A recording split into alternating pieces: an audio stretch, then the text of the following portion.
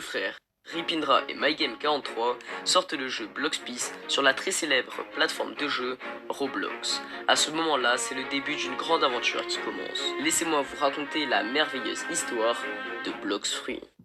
Le 16 janvier 2019, c'est la date de publication de Blox Peace, un jeu basé sur le très célèbre manga One Piece.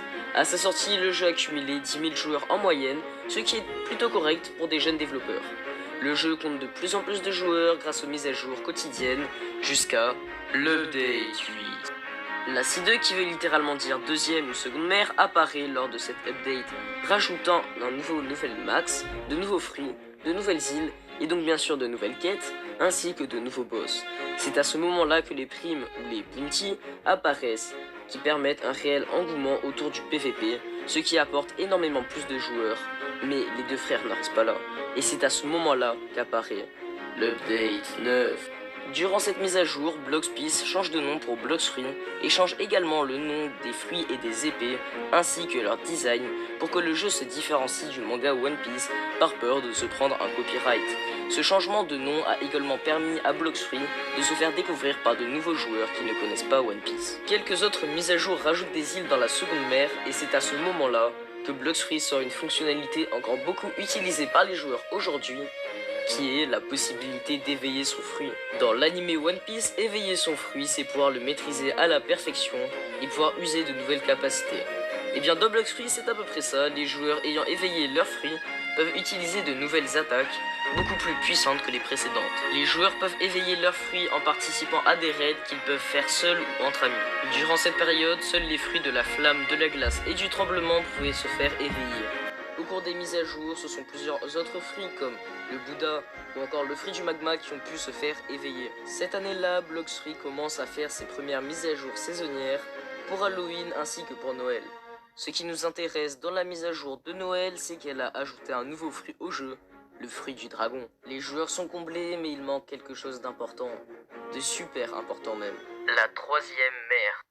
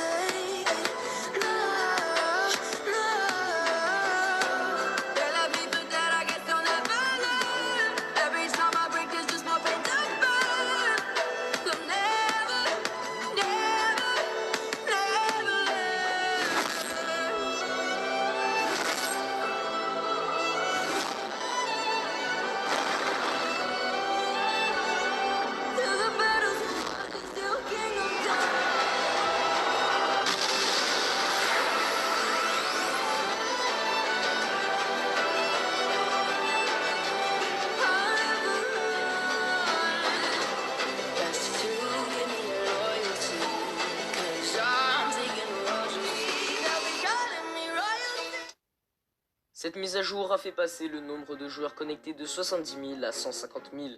C'est notamment dans cette mise à jour que le fruit que l'on connaît tous si bien apparaît, le fruit du kilo. Pendant les prochaines mises à jour, plusieurs autres fonctionnalités apparurent jusqu'à un beau jour où les créateurs de Blox Fruits annoncèrent la race V4.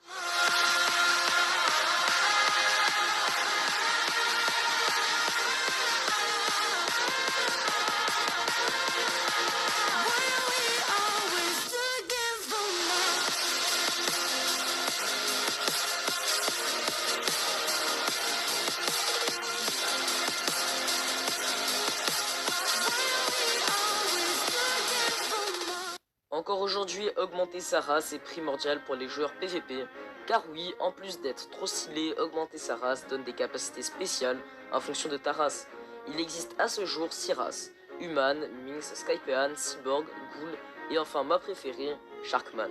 Le temps passe et vous vous en doutez, Blox Fruits ne pouvait pas s'empêcher de sortir une autre mise à jour majeure, l'update 20. Les fruits changèrent une nouvelle fois tous de design et les attaques des épées et des styles de combat furent changés. Et ce fruit tant mythique que l'on connaît tous fut changé. Oui, le fruit du kilo devint le fruit du rocket. Il est toujours aussi pété d'ailleurs.